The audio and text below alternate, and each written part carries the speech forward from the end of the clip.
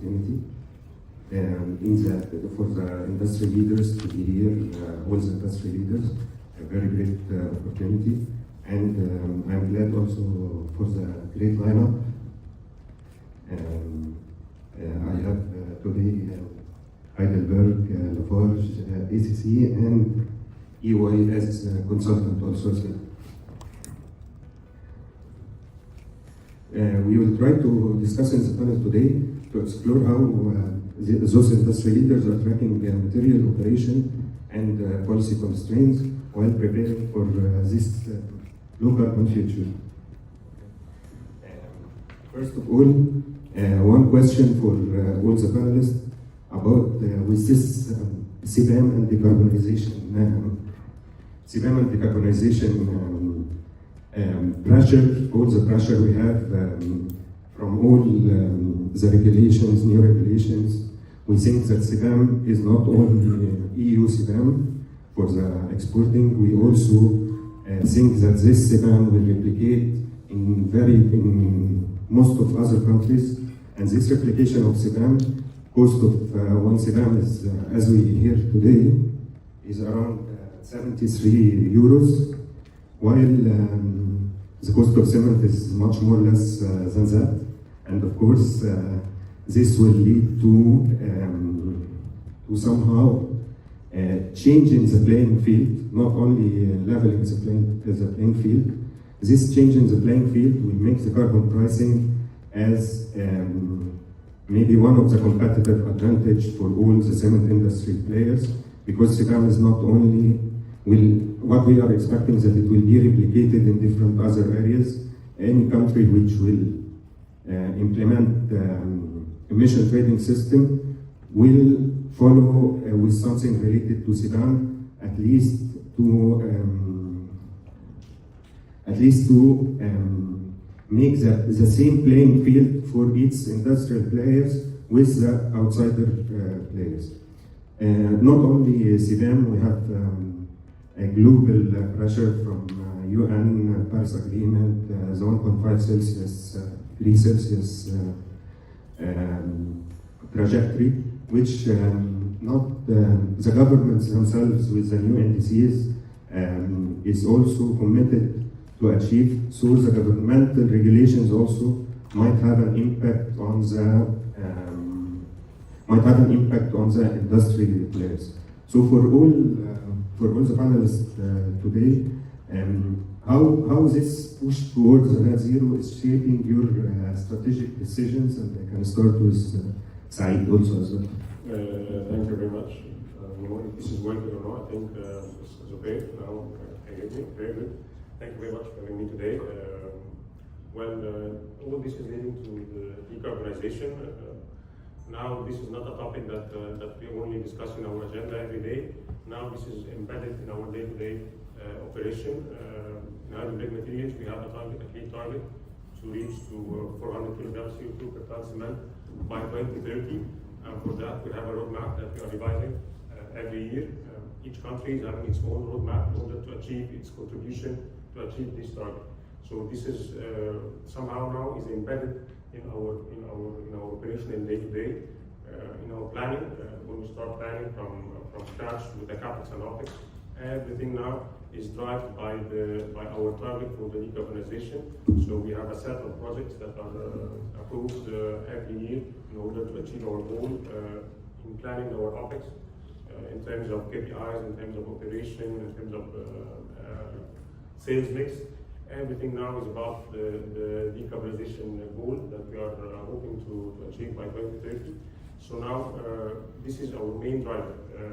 It's not only, as I said, a topic that we discuss or some figures that we share at the end of each month in our performance reports, but is driving our decisions on a daily basis from the planning until the execution. So this is very much now driving all our decision, whether it's on a daily basis or on a strategic level. Thank you.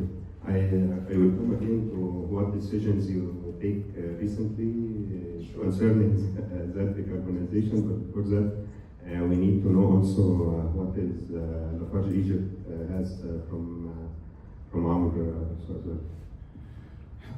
Okay, thanks to be here within this great group. Although that tomorrow is the Environmental Day, for the Lafarge Egypt, for the decarbonization, we have a clear roadmap for decarbonization. We have two parts, climate and energy is a part, and the circular economy.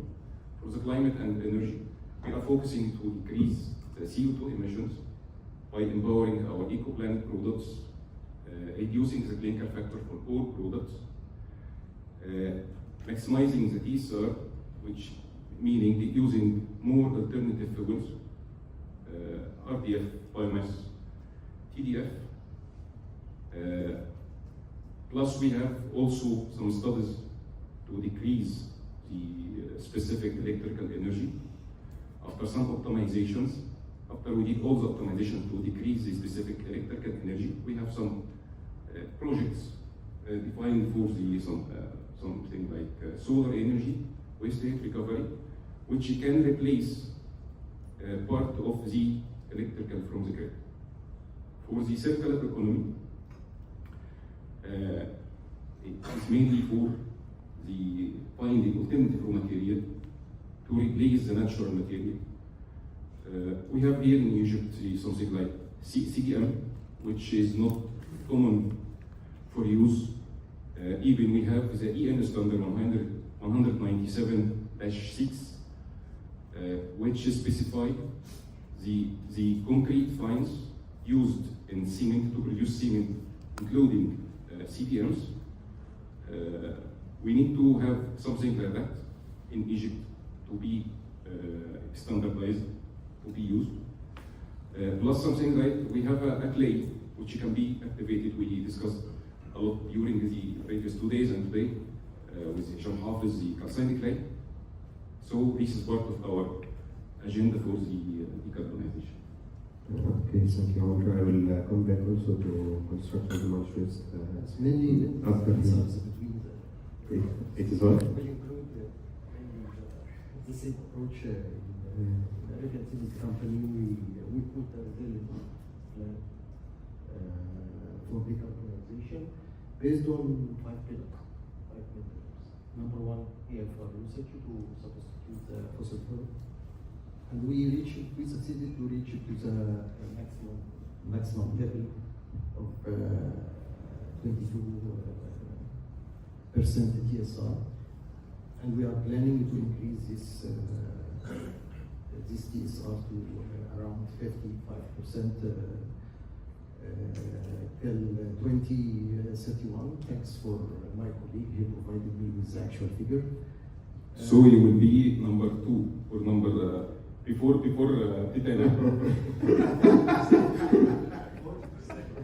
Yes, but we are increasing now. We have a plan to increase another feeding point for line 2. We have 2 platforms for line 1. Maximum capacity up to 30 tons per hour, especially after the hydrogen injection system installation. And we have a system for line 2 with maximum capacity 12 tons per hour. And there is a plan to increase adding another feeding point for this. Besides that, we are planning to establish an in-house facility in the plant for dealing with the inconsistency of the earth to decrease the impact of this material on the process. This is pillar number 1. Pillar number 2, which is mainly for clinker substitution, clinker replacement, based on 2 directions. The cementitious material, as you know, doing some industrial trials to increase the reactivity of cement and reducing the clinker factor. And on the other direction, and we succeeded, by the way, in 2024 to reduce clinker utilization by around 1.5% as a yield. I'm not talking about clinker factor, I'm talking about the yield % of the total clinker usage. And also in 2025, we succeeded till now in first quarter to decrease the yield to 2.8% of the usage clinker, because we worked well on the clinker activity. The next point will be waste heat recovery also. We are planning to install a waste heat recovery system that will reduce the CO2 emission by 32,000 tons per year.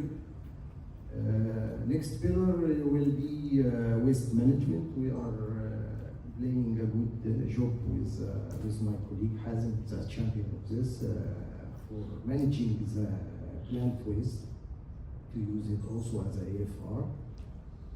Next pillar will be water management. We reduced the water consumption by 10%, replaced the electrostatic precipitator filter with the bag house. This reduced a little bit the water consumption by 10%. This is mainly and the last point, which is the important point, is the energy efficiency and clean sources of energy. Number one, as a first step for this pillar, optimizing the process on the electrical level and thermal level as a bio. Number two, using renewable energy. We have solar cell phase 1 started with 2019 with a capacity 7.6 as I remember megawatt, represents 3% of the electrical share in our electricity mix. Phase 2 will start inshallah 2026 to be a total substitution in the electricity mix in our plant with around 17.2. So this is on the level of the renewable energy, and this will decrease the CO2 emissions by 15,000 tons per year. Last point is H2 injection system. We are in the phase of commissioning of the system. This will we will declare the amount of CO2 reduction after the completion of the system commissioning for this project. Thanks, Mohammed. Before going to Anchor, I want to say that the three cement players now with us on the stage, Heidelberg, Lafarge, and Arabian Cement, is considered, the three of them, they have a clear roadmap. They are so along with Titan, of course, clear decarbonization roadmap with clear targets. If we hear from the first while, we will think that all of them is doing the same thing, but actually on the ground, we was part of Arabian Cement roadmap, and we was also we have collaboration with Lafarge, and we have some friends in Heidelberg, which we know that every player of them chooses different priorities. Waste heat recovery started in Helwan last year, solar started in 2019 in Arabian Cement, and now the hydrogen. Lafarge is working on eco plant projects and on CND, also on calcined clay trials. Yes, actually, we had a project for calcined clay. And also, until now, yes, still aggressive. Yes. I will go to Anchor with a question. You can see those players who are shaping the market in Egypt. How, as a consultant, what is the strategic decision and how the companies are choosing where to start from on the decarbonization roadmaps, which looks similar at some point of time? I think all the three players here bring a lot of perspective, but I go back to my first year presentation on smart cities and sustainability and bring an angle of the developers, because we work a lot with the developers of giga projects and big smart cities that are coming up. And it's very clear that sustainability is not about operations of the buildings, but it has started to come at the stage of design, planning, and construction, and that's where all of us here in the room who are big cement players, they play a very, very important role. And again, I would be repetitive, but as you see, I mean, all our cement players here, it's not a thing that they have to think about, it's a boardroom priority. They've started to put it into their corporate strategy. I mean, alternate fuels is what we talked about, low carbon products, exporting to the other countries. These are all becoming major priority. And again, a lot of clients come back to us asking for, what is the best strategy to achieve these goals? Not only in terms of the business revenue or commercial perspective, but also supply chain. What are the supply chain alternatives? What are the financing options on this? So again, I think it's becoming a priority for large developers because they need to adhere to a lot of country goals and vision goals that a lot of countries who are building these smart cities and big cities. But also this is becoming a big priority now, as we all see in the room now for the cement players as well. Yes, okay. Go back to the players. I want to ask you, Said, you commissioned last year, I think, the waste heat recovery units in Heidelberg, and he was the plant director at that time before being promoted. We need to know some insights about this waste heat recovery in terms of CO2 reduction and cost reduction also as well. I know it is a important driver for Heidelberg also. So. Yeah, sure. Well, first, this is a very good example of commitment to the decarbonization because let's remember that this project, we started it in 2021 in a very different environment than today. Today, cement market is very good. We have lots of demand, pricing is going very well, which is completely different from what it was in 2021. At that time, we were still suffering from over supply, the prices were not good. Cement markets were not that good, even outside Egypt and outside Egypt. So taking a decision at that time to invest with a 25 million euro project in a project with the main goal to reduce your carbon footprint and improve your energy efficiency, it was a bold decision reflecting our commitment at that time. Well, waste heat recovery in general is a very challenging project on all levels, on the engineering level, on the construction level, and on the commissioning level. It's very different from having, for example, a solar power plant, because the waste heat recovery is fully integrated on the cement plant.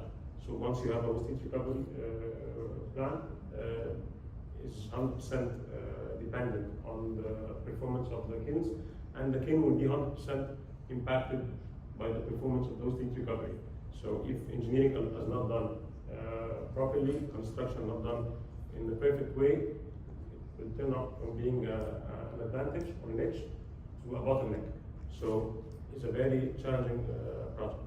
Having said so, in Hilwan, we managed to commission the project, as you mentioned, by the end of last year.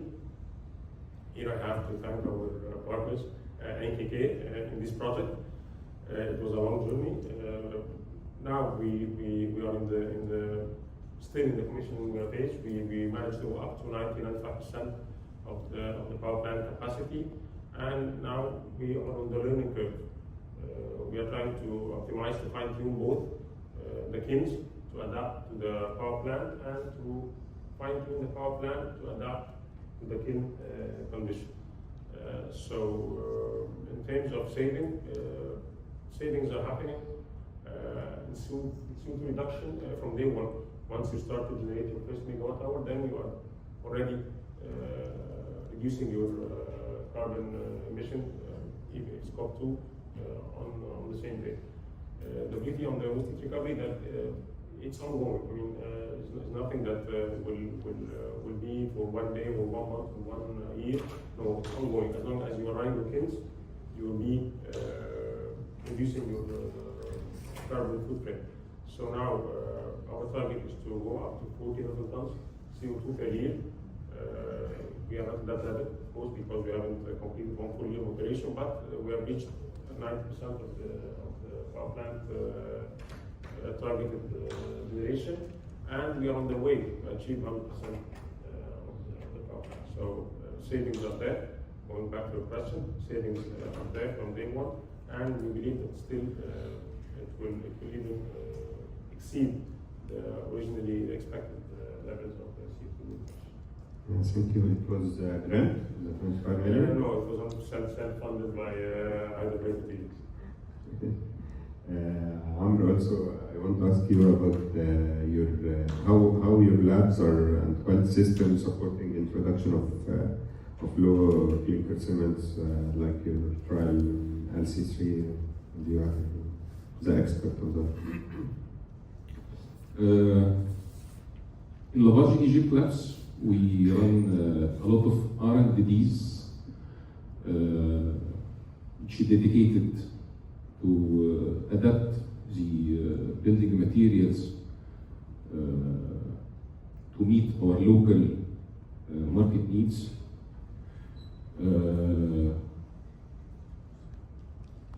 For example, for the calcined clay,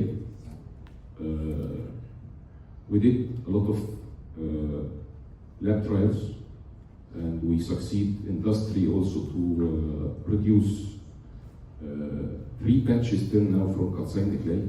First batch was 5,000 tons, second batch 5,000 tons, third batch 10,000 tons of calcined clay.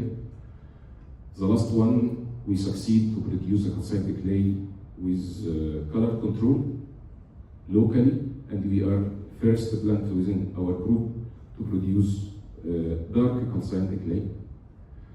And also we succeed to use this calcined clay to produce cement with 50% clinker factor.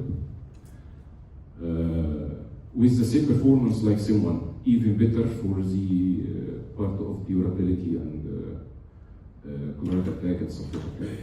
It's better than the CEM1. Also, we invest in a new technology equipment that help our R&Ds. Also, the digitalization is a main part in our control for real-time analysis and quality monitoring. Last point is the people competences. We develop in our people, we invest in our people, and encourage them to have a lot of ideas and new ideas to decrease the CO2 emissions and have new products. This is from our information. Thank you. Ahmed, also the innovation you are commissioning now in ACC using the hydrogen injection as a support combustion efficiency enhancement, let's say. I want to ask you from the start of the trials, what is the effect of this hydrogen injection on your clinker quality and on variability also? What is the challenges you can see from this hydrogen injection until now, so others can also benefit from that? So actually, hydrogen injection was a valuable step in decarbonizing our thermal process. In the beginning, as expected, there was some troubles in the startup, as expected. But after some fine-tuning and tweakings for some process parameters with the champions of the production and process team, they succeeded to control it. And it is now under testing in order to perform the commission for the final step, as I told you in the previous note. Regarding the reflection of the H2 injection on clinker quality, H2 injection is improving combustion. So as long as you're improving the combustion, and this is the point that I was discussing with Titan, this morning, will reflect on sulfate alkali ratio. Reflecting good combustion on the sulfate alkali ratio will lead to changing in the polymorphism of the C3. This is an example of what we can get as a clinker quality from H2 injection. the impact on the C3A polymorphism and the direction from orthorhombic to cubic shape will increase the early strength of the cement due to the reactivity of C3A will be increased from orthorhombic polymorphism to cubic. And this will lead mainly to reduce more clinkers. This is just an example. Okay, thank you. Going back to cementitious, after exploring the different options, going back to cementitious material. And the question to Anker, what are the most pressing challenges currently facing cementitious material industry in the MENA region? Whether it is financial, for example, innovational, operational, or even we heard some regulatory challenges here in Egypt from Mr. Amr in the previous session. I think cost pressure is definitely a big challenge because of the rising energy prices and also low availability of the alternative. So cost pressure is definitely which a lot of our clients are facing, and there are no alternatives to that right now. Capital constraints, also business case, whether these decarbonization technologies are making a business case right now, that also still remains a lot of concern, and we get a lot of discussions from our clients around that, whether these technologies will make a business sense and how much. Also the fragmented regulation across the market. That is impacting a lot because it is hampering cross-border synergies on what regulations we have here in MENA region or in EU. There are no synergies there, and that's why a lot of players are not able to leverage what could be the cross-border synergies. So these are, I would say, three main constraints that we see in the market. Okay, thank you. For you, Said, back to Heidelberg, I know you have you are operating your kiln with expert system. I know that, and I want to ask you, what is the second most?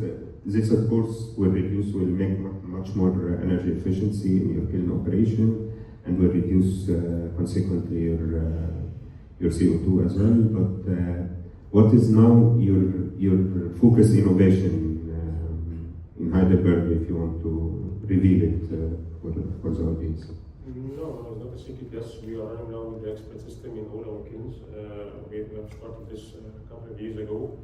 Not only the kilns but also the mills. Now we're running with the target to have 90% utilization of the expert system in our kilns and in our mills. We believe this is a very important step in order to improve our efficiency, in order to improve not only the efficiency but the quality of our products.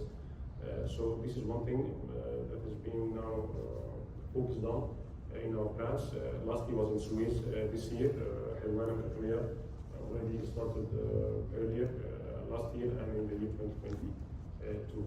So this is one thing: is how to benefit from the digitalization, from the AI, from the modern technology in order to improve the way we are operating our kilns. Cement kiln is a dangerous cement kiln. I mean, the technology in the cement is not changing every year. Unlike other industries where we have development every 6 months. But in cement, I mean, the momentum is a bit slower. But this doesn't mean that we don't try to catch the technology and we don't try to get the best use out of it. So relying on the expert system, this is, I would say, is now on our top priority for this year and for the coming years as well. And I will go to Amr again. What is the barriers? And we heard from Mr. Amr now the barrier of regulatory of cementitious material of SAM2 approval with the regulatory. But from quality point of view, what is the barriers are facing the cementitious materials in Egypt now?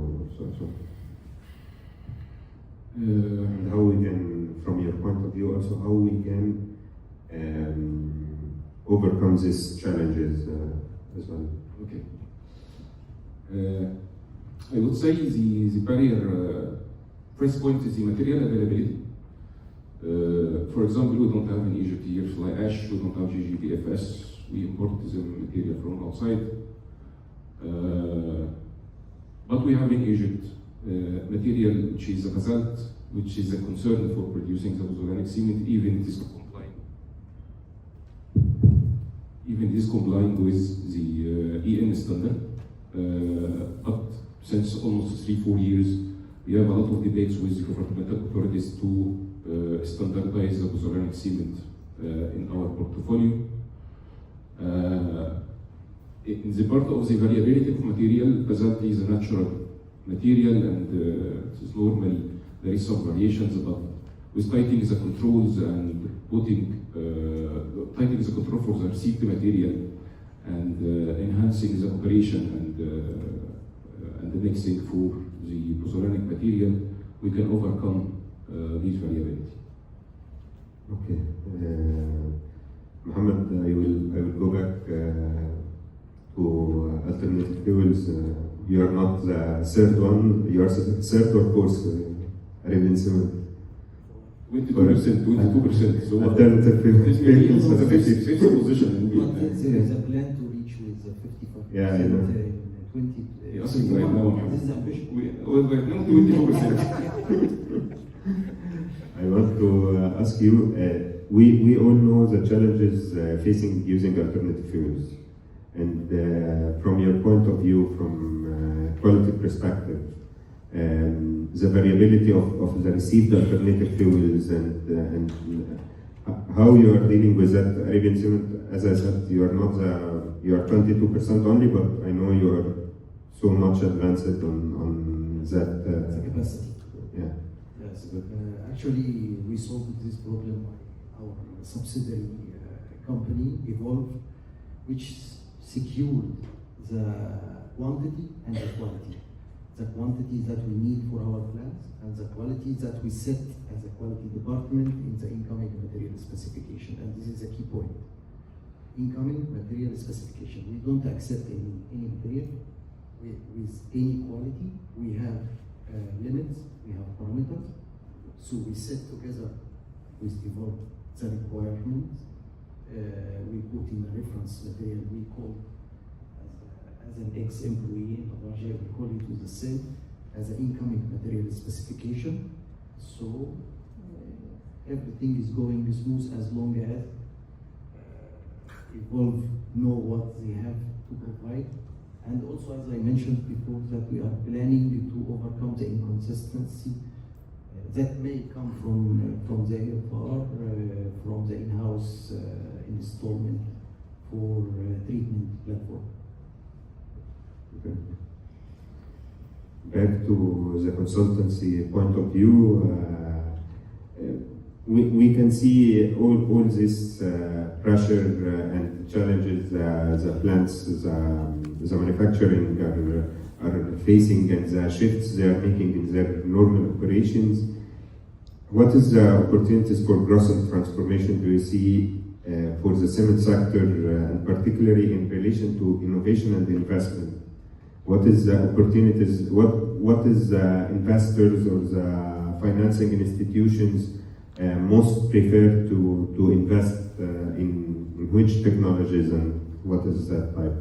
If you can give us some insights also. I think all the three things have been discussed here. I've been here last couple of hours and we discussed again. One is the green cement and the low carbon product. I think there is a big pull coming up from the lot of developers who want such low carbon products. So definitely there is a lot of investment as we hear in the industry. Alternative fuels, waste valorization. I think there is a lot of opportunity there to partner with the municipalities to basically utilize the alternate fuel, which is probably coming from the waste side as well. Again, as we also heard from the CEO of Titan, there is also a lot of export opportunity, especially to the EU markets where a lot of regulations are asking for the low carbon products. So I would say all these three opportunities, I think a lot of our players here in the room are very tackling. This is what we see is also become a priority also in the other parts of the region. Okay, thank you. Back to you, Said, again. Where do you see the biggest breakthrough for clinker substitutions in general? it is, from your point of view, you are now the responsible technical director for Heidelberg group in Egypt. You can see it is calcined clay or limestone or even construction demolition or whatever. In general, when we talk about breakthroughs, yes, of course, calcined clay will be on the top of the list. But in my opinion, this is a more in the medium to long term. And still, we will expect much more in the coming days and the coming months out of the calcined clay. I was just having a discussion with Dr. Hisham earlier that while the range of clay can be used as calcined clay more than what we were initially assuming or expecting. So calcined clay, yes, at a breakthrough, yes, we believe that this will be, again, on the medium term, long term, this will be a huge breakthrough. But looking at Egypt, look at our own condition, I think that we can go back to basics and we can start to look at limestone. I believe still limestone, we have a huge potential to maximize limestone in our products, substituting clinker. We can also benefit from the basalt we have in Egypt now. We have the studies, like what Mr. Amr was saying, that now we have third-party studies. We have confirmation that Egyptian basalt is being considered as a pozzolanic material to be used in the production of pozzolanic cement. So we need to look back to the basics, to what we have in our country, not to replicate others, because still we have room to maximize our own resources in order to substitute clinker. So I will give limestone even before basalt and then basalt as the main levers to reduce the clinker factor in our products in the short period, at least, the short term. Using type American standard, type 1. Yeah, whether we use the limestone for the Mostafa cement or in the limestone cement with different grades, 32.5. I mean, we have a huge portfolio of products that we can use. The limestone, which we have in Egypt, we are rich in limestone, so this is our treasure, we can say. So there, I would say this is the short-term breakthrough, in my opinion. Thank you, totally agree. For Amr, with this, there is, from the quality assurance and the quality control perspective, with this new types of cement, because going to the market, so we was talking that the market is one of the most important factors the market need. How you address this? There is a concern on durability and performance of mixed cements in general in the market. Either it is long perspective or long held assumptions in the customer background, or its actual performance and durability concerns, or what is the market concerns, if you can elaborate on that. Okay. Before answering this question, I need to add something for the calcined clay for the different types of material can be used. It is depending on, I know Hisham Hafiz know this well, but for all these, we can use any material to produce calcined clay. A lot of clays can be fitted for calcined clay, but the issue is the calcination temperature. Some material can be calcined on 600, some material 700s, some material 800s. It's depending on the characterization and the mineralogy of each material. Back to your question. In Lafarge Egypt, before any new product going to the market, we start with a lot of lab trials. Why? To do this, to define the parameters, to define the performance of the needed cement. This is the first step. Second step, we go to the industrial trials to prove what we gain in lab scale. After the industrial trials, we go for a field trial with the customers to test the real cement on reality, to check its performance. Besides, in our labs, we do a concrete testing for this cement to check its performance if there is any optimization needed. For our cement, besides the benchmarking we do with our sister companies and benchmarking with locally produced CEM1 to also check the difference between the new product and CEM1 to define the optimization needed.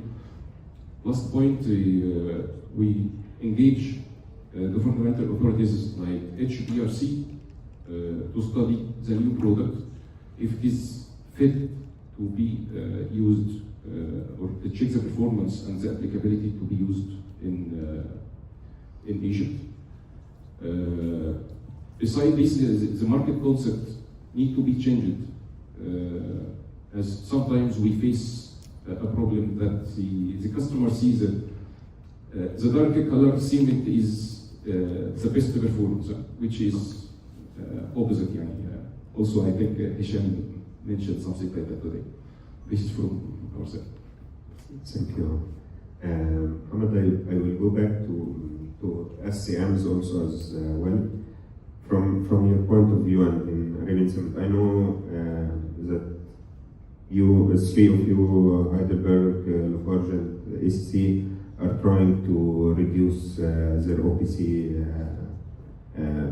percentage in their product portfolio, and you are trying to lead the market to that as well. There is, of course, some resistance. But from your point of view, what is the barriers for scaling up SCM's usage in Egypt around material consistency and quality, of course, your area of expertise? In my opinion, it's not a matter of quality or material availability, or it's a matter of regulations.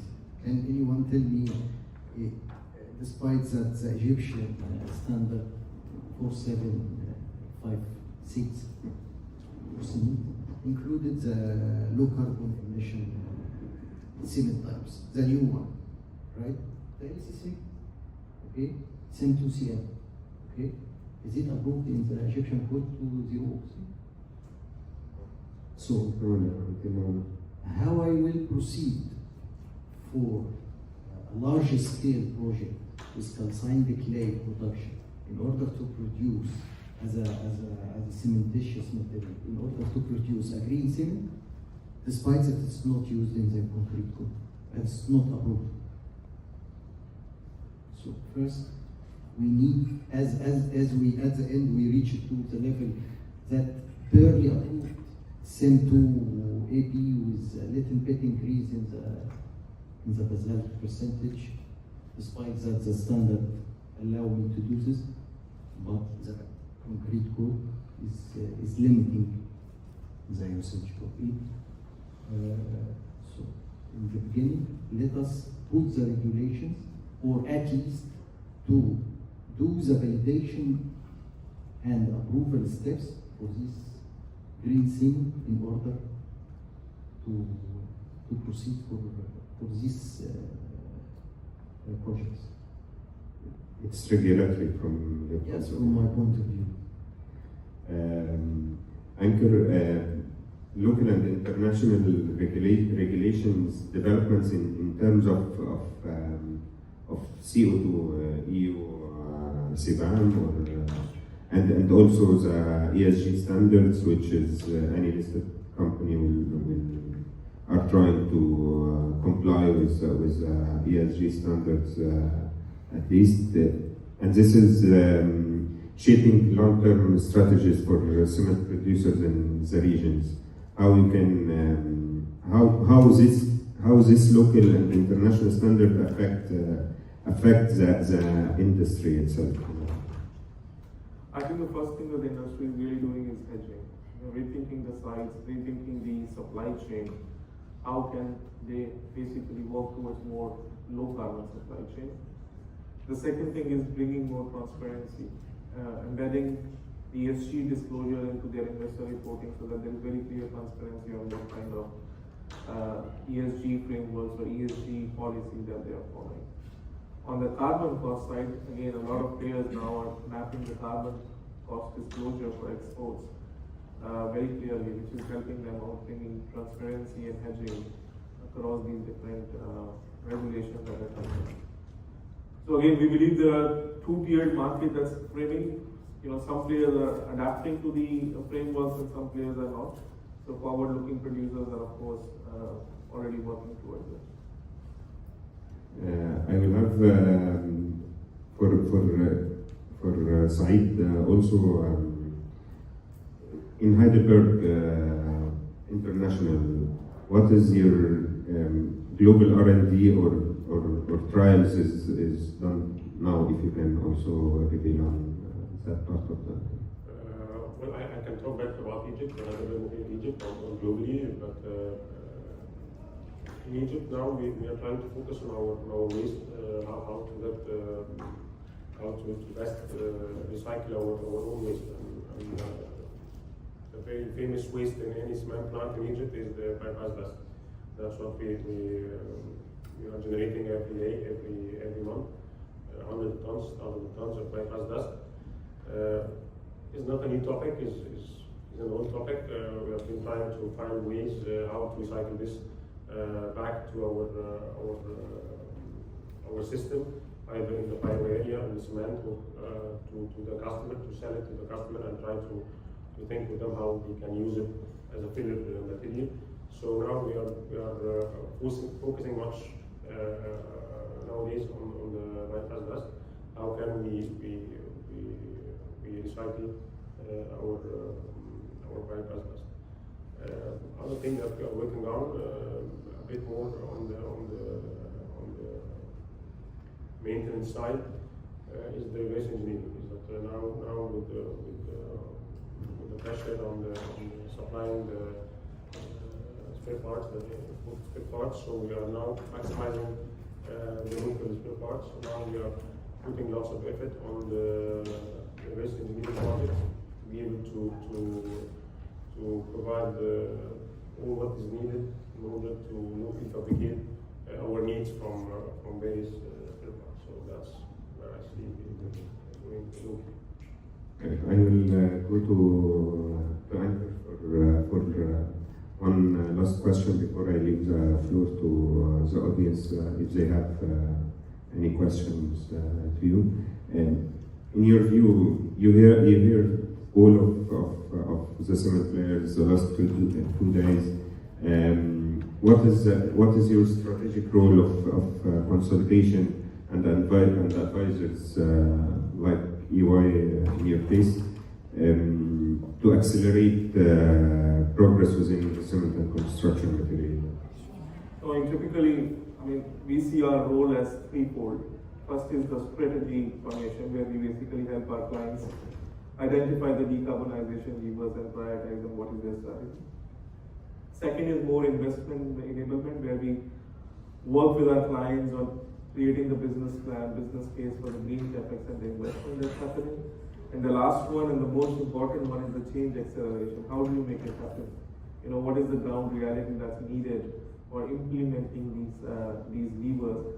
So we clearly see, strategy formation, implementation roadmap, and then how do you make it happen? These are the three ways in which we as advisors are supporting our clients. Thank you. Before closing, I want to leave the floor for you all. If anyone have any specific question or no questions, please.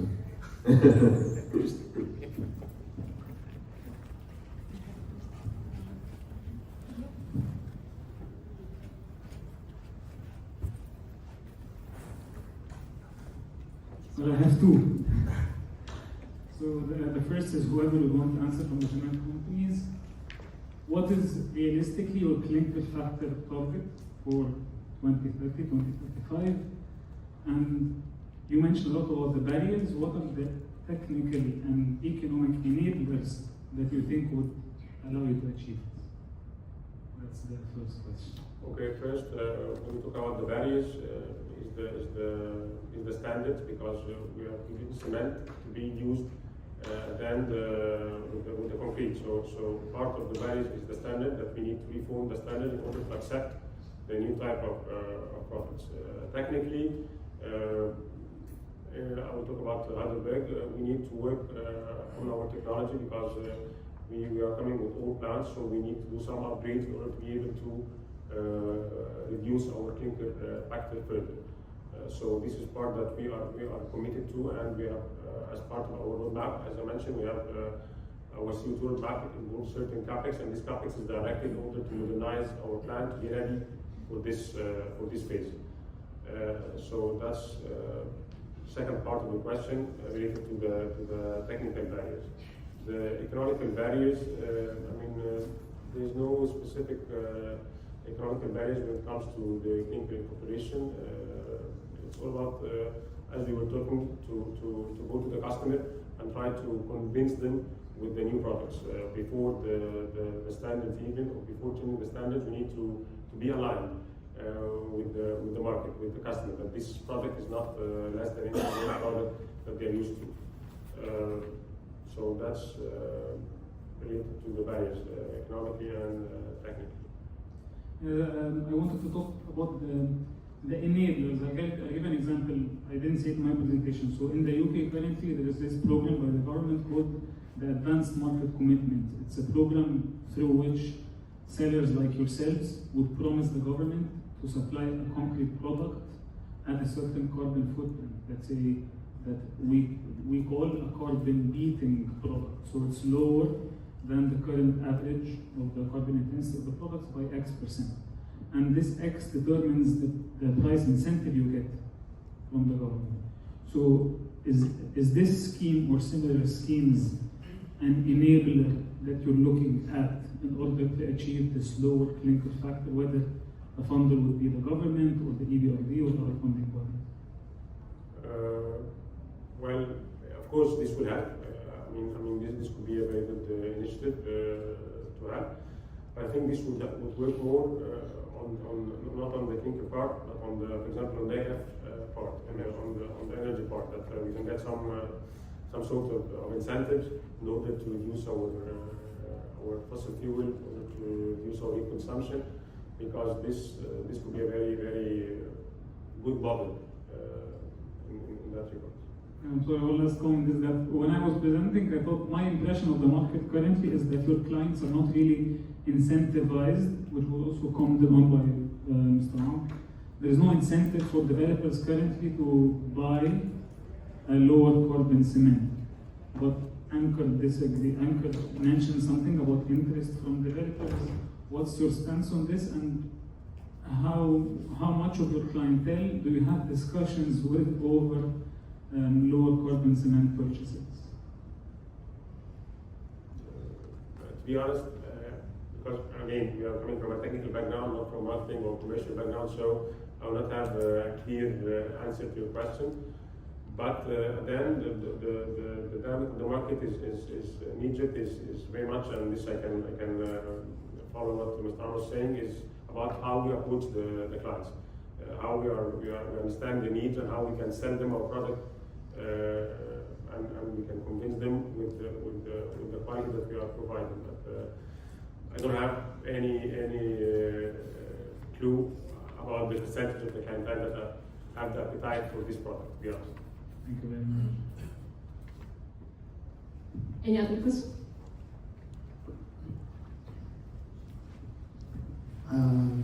First of all, thank you very much for the inviting panel. A great technical discussion.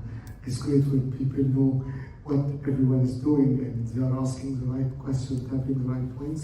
It was very interesting. I'll just say a comment before I put my question to EY.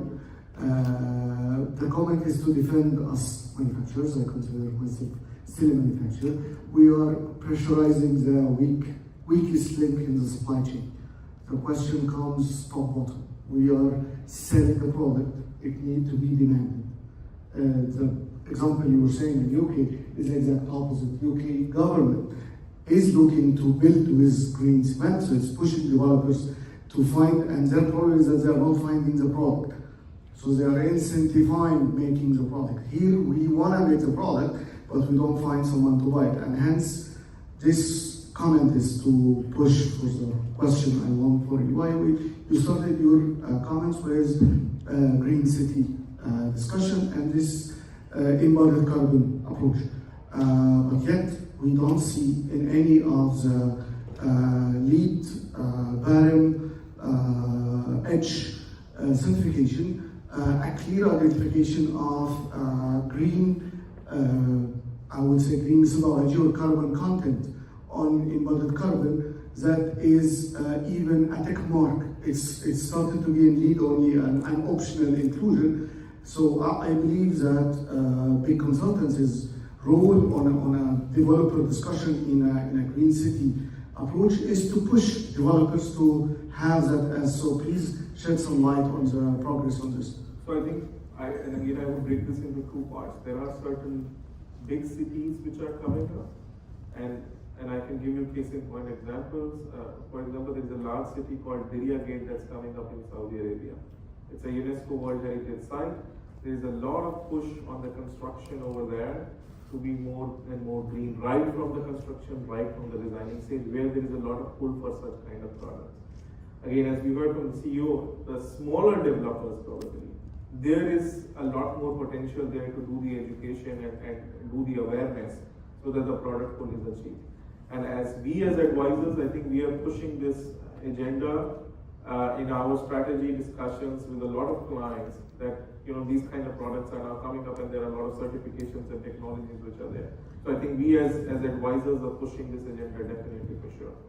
No, I will be more straight. It's the carbon footprint per meter cube of concrete or per meter square of building is not existing in none of these certifications and is not included by any of the major developers, whether it's Arabian or the Cube or Neom, Sure. None of them. Sure. And this is the only way that we can do what's happening in UK, because the pull in UK and in New York was because of not the standard, which is our problem, it was the building code.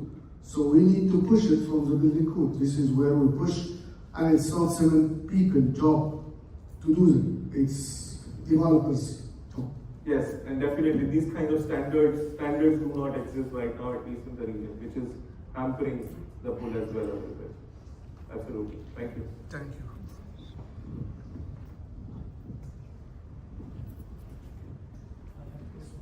Any other questions? Yes, Mr. Elrakhawy. Thank you so much. I have a question, a bit wondering for Arabian Cement Company for using the hydrogen. The first question, did we use the hydrogen in the main burner or the calciner site? Just to more clarify my understanding. Both. Okay, so we used as a combustion boosting.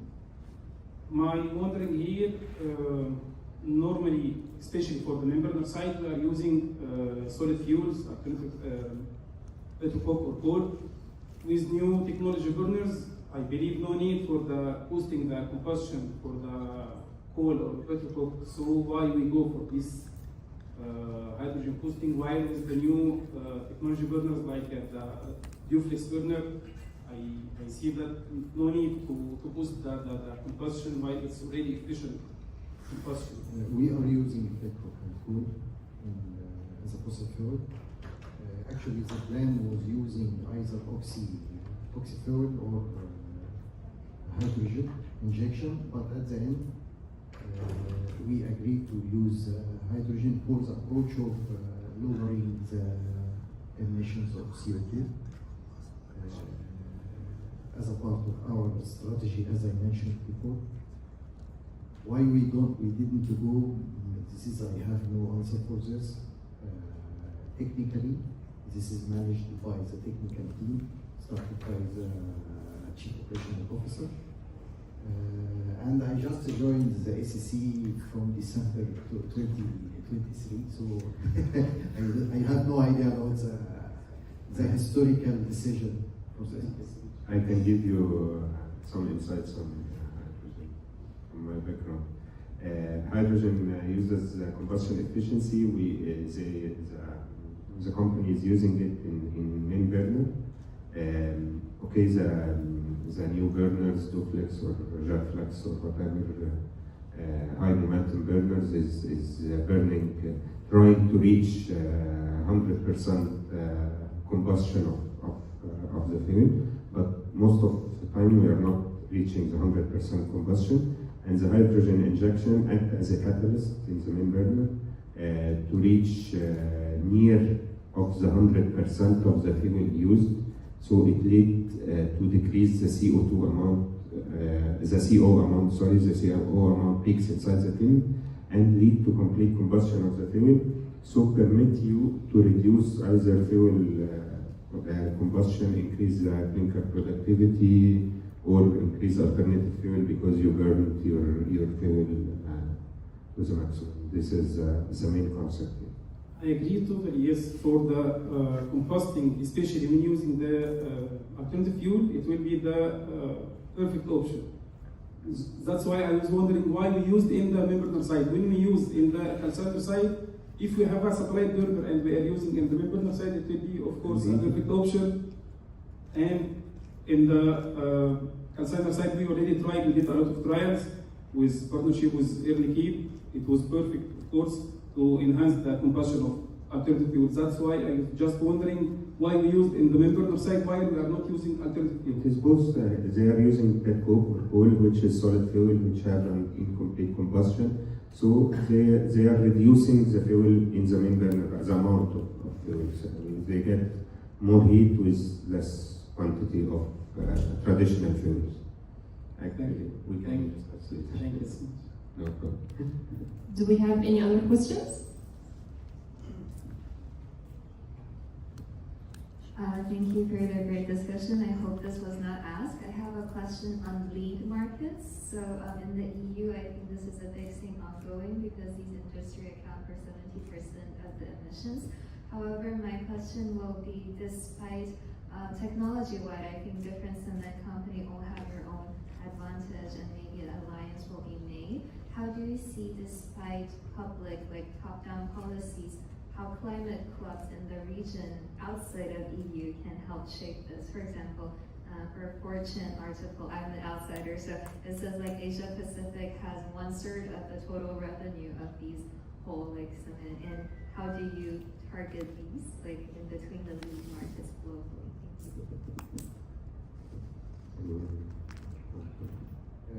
Actually, if you mean targeting the EU market regarding after the regulations that mentioned for the carbon dioxide emissions, this is what you mean? Sorry. This is what you mean? Yeah, so it's like, I think the policy barriers, like different regulation in between EU lead markets, and I was wondering whether there should be a global lead market, like just for the technology-wide, too, for the green premium, because it's a shifting market, right? Actually, what we are doing as a plan and the roadmap for the CO2 emission is mainly for the EU market, because EU is one of our main market for export. Most of the ACC production is going for export. So we are focusing with EU regulations to comply. Yeah.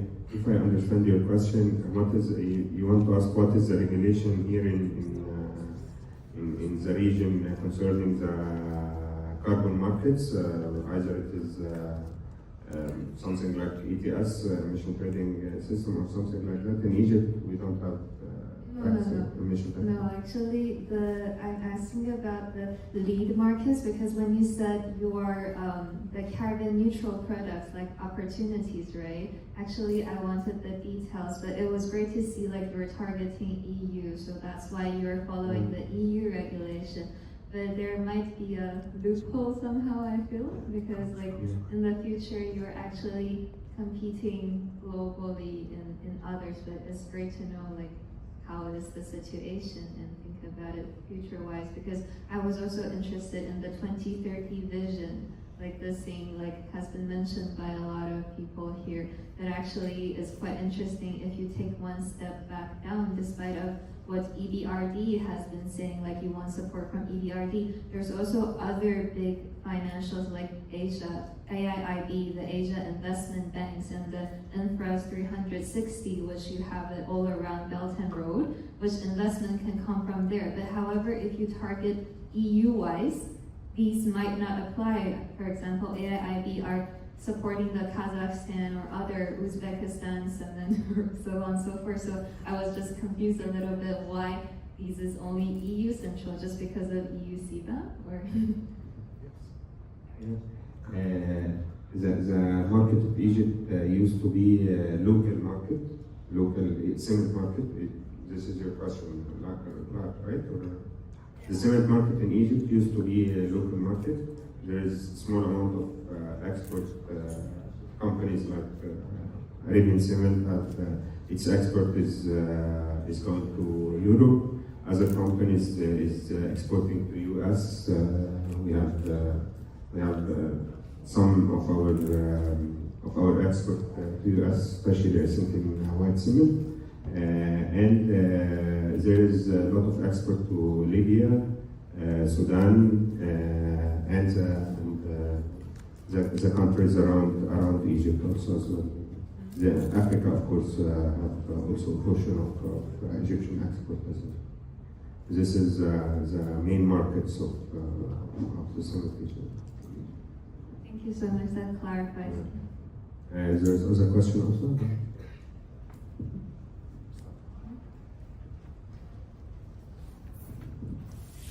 I'll ask because nobody asked me, so I just want to.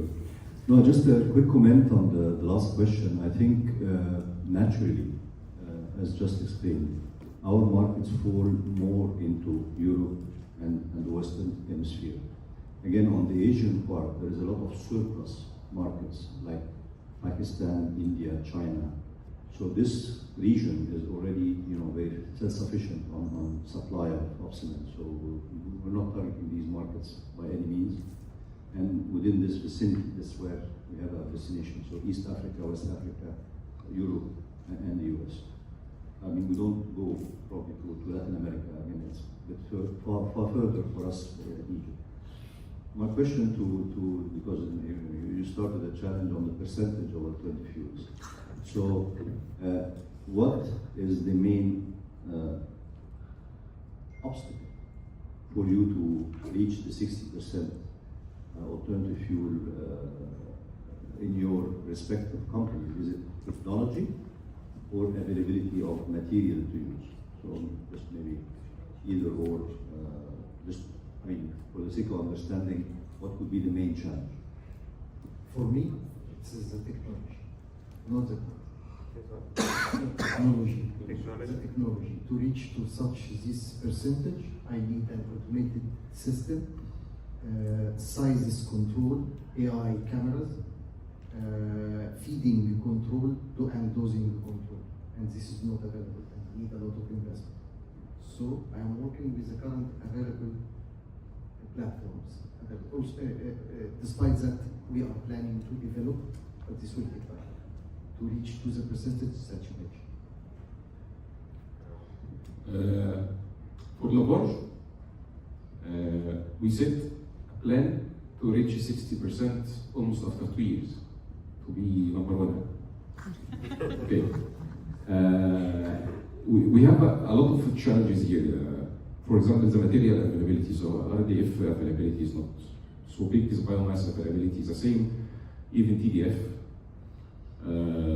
So I think part of succeeding this in Egypt to allow importing alternative fuels, which is against the environmental authority. I know. Climate crime. Yeah, I know. But the availability of the material will be a part. We have some capexes to reach 60%, so easy from our side. Well, in our case, it's a mix of both. Technology, we have some technological barriers that we need to upgrade our systems in order to be able to feed more quantities and different types of alternative fuel. So, technological part, yes, to go to 60%, 50%, this will be one challenge. Then the availability. The market availability, because even if we upgrade our system, if we have the ability and the capacity to burn double what we are burning now, we are not sure that we are able to get the right quality of AF material. If we are getting the right quality of AF material, with the current installation, we can double our TSR.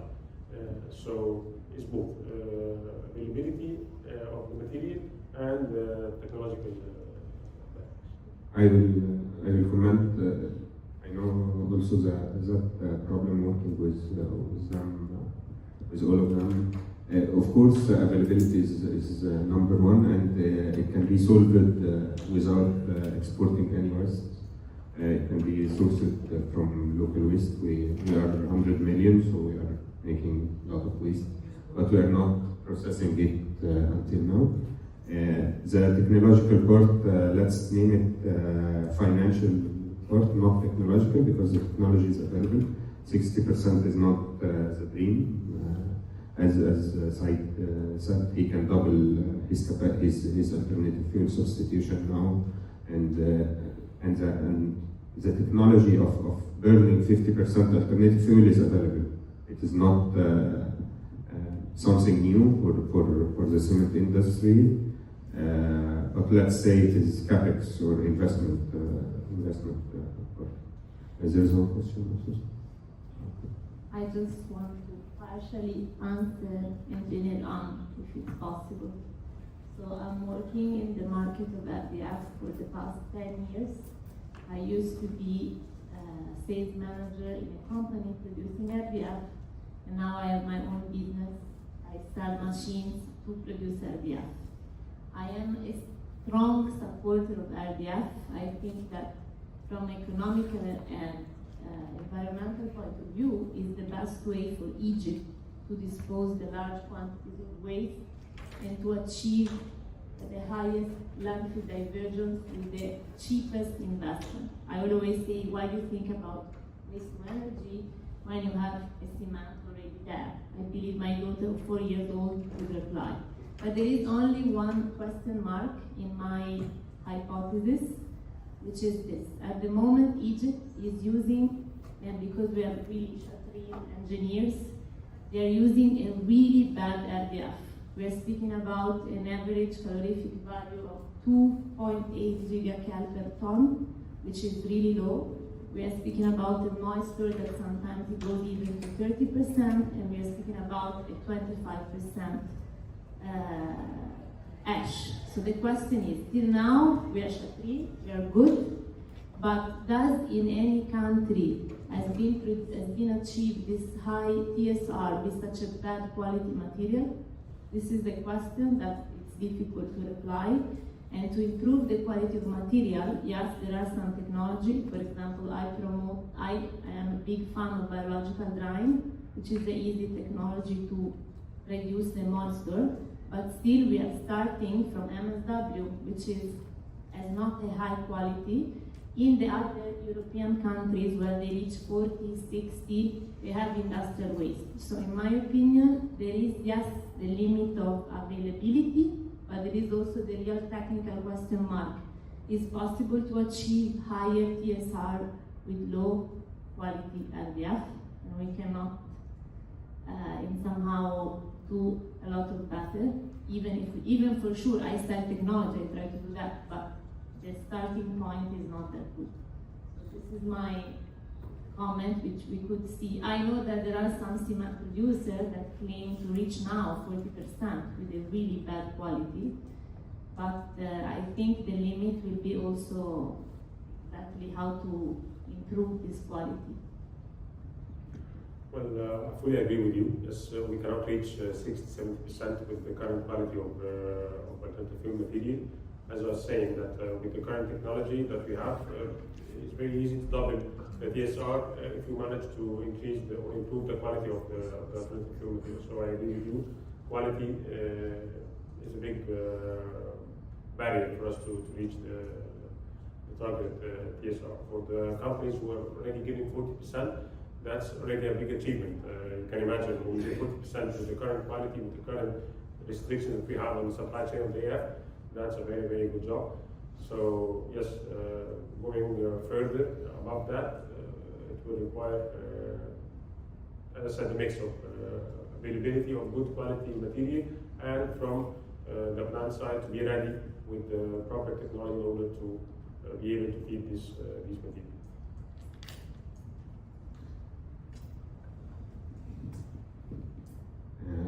question. Yes, Yadav? Okay, so I have a question related to the, okay, you mentioned that you, all plants, the vision is to reduce the clinker factor and replace clinker with another material, okay? So, and at the same time, maximizing the TSR. So, as long as we are maximizing the TSR, it may affect the clinker activity of the product. So, what is your plan to mitigate this, and what you, in the future, to reduce clinker factor, maximizing TSR? So, what is your plan? Your question for Amr? Actually, question actually, as I mentioned to you, that to mitigate this effect, we have H2 injection to maintain the combustion on the level that not affecting the clinker bracket.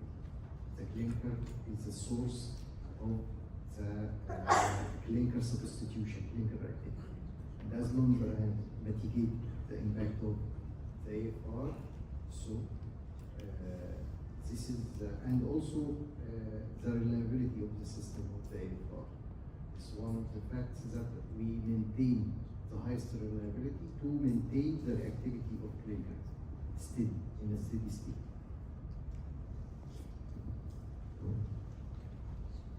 Thank you. First, may I say a comment? It's not a question. So, we are talking about SCMs and alternative fuel. So, again, defending the manufacturers. This is a circularity question. It's a regulatory framework job. The 60, 70, 80% available in Europe is not because, exactly as our Italian friend said, not because they are shatreen. It's because waste management is a business with a very strong regulatory framework in Europe. But yeah, I said this is exactly what I meant. That we are shatreen, we are using the bad fuel and getting high TSR. So first of all, it's a regulatory job on both CSM and SCMs and alternative fuel. On plant level, and this is where we, it was mentioned in some presentations among the global south and the global north. So the global south, us, we are economic driven people and we get things done. So getting things done is the flexibility that we have and the 7 plants that are capable to implement what is called the fuel flexibility strategy. Amr would know very well, and Heidelberg has a similar name. Muhammad is an ex-Lafarge. So everybody in the room was probably coming from the same school. So this terminology means that we achieve the maximum possible use of available alternative fuels while maintaining the best possible clinker quality. So it goes hand in hand. It's a straightforward question, and the technologies available today, with investments that are available today, and Mr. Amr, I know his background. He has seen the 40% with almost no investment in Pakistan. When we had biomass in a country that didn't have any waste management system. So in Egypt, and this is the last piece of my comment, is yes, we need regulation. We need to push for a circular economy framework from the government to support the cement industry to achieve the targets. But on a local level of producers, we still have an opportunity to push at least 50% more on what we are doing if we organize the effort, not competed on alternative fuel. Because we have huge landfills, it's not for everyone, but it needs I would say collaborative effort from plants, especially that our 7 plants are clustered. So we have the Sokhna area, we have the South Egypt area, we have the Mid Egypt area. Those plants, if they collaborated, waste management will be enhanced 10 times than what it is now. My next question to them was about collaboration. Okay. We have a question for Mr. Amr also.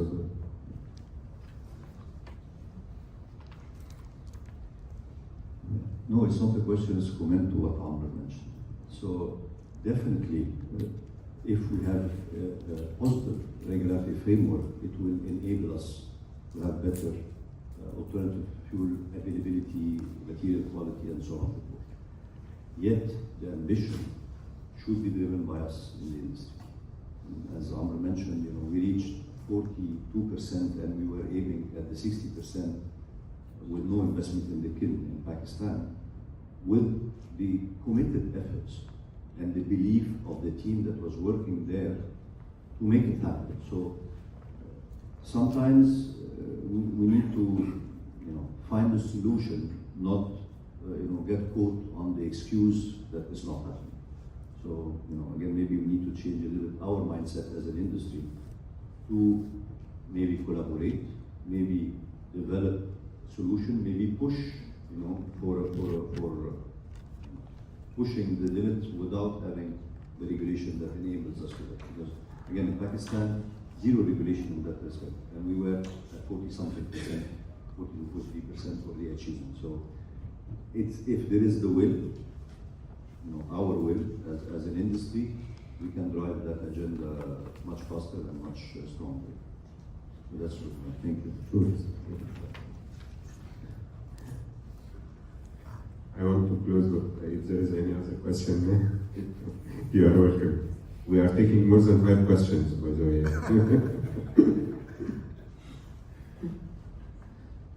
Any other? Okay.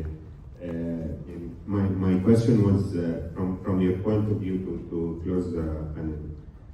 I know there is some collaboration, informal collaboration means between the cement plant responsible, but what do you think? What do you think on cross company or private, public-private collaboration can make an impact, and in which area, rather than the regulatory EBRT has a report, and I think there was collaboration on that matter from the cement plants.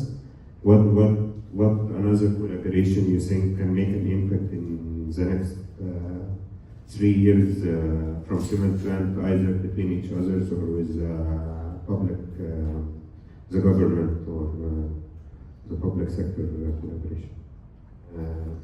We'll start with Saeed and go on until. Well, I would agree with Ahmed that waste management would be the priority.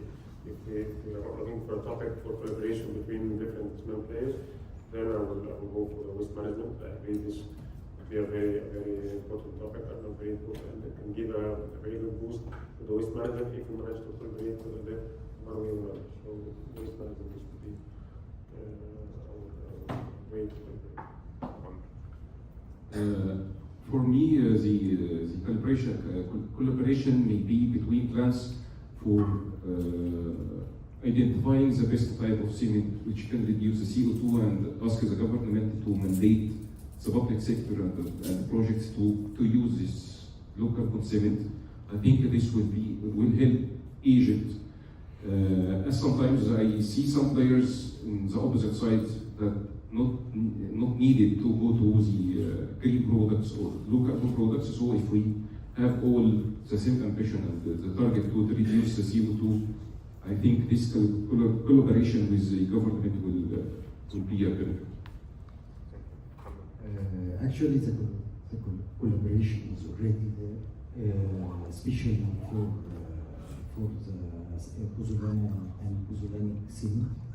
In the last period, all the companies were in communication between each other in order for pushing the government to validate and approve the wide range of basalt uses in this. So this part is proving that there is already a collaboration between the cement plants. And from your point of view, what? I think the biggest collaboration I see is to create a demand, and I would go back to the point that our CEO from Titan said, create customer awareness. If there is enough pull from the customer, there is enough demand, then I think a lot of other levers will come in place, because then there will be pricing, there will be everything. So I think customer pull is something which we can collaborate and try to convert. Okay. thank you all for your contribution, and it was my pleasure to have you. Really a very good discussion and informative one. And I want to thank you also for your questions and for your participation in that panel. You reached the panel with your questions as well. Thank you all. And, see you. Thank you.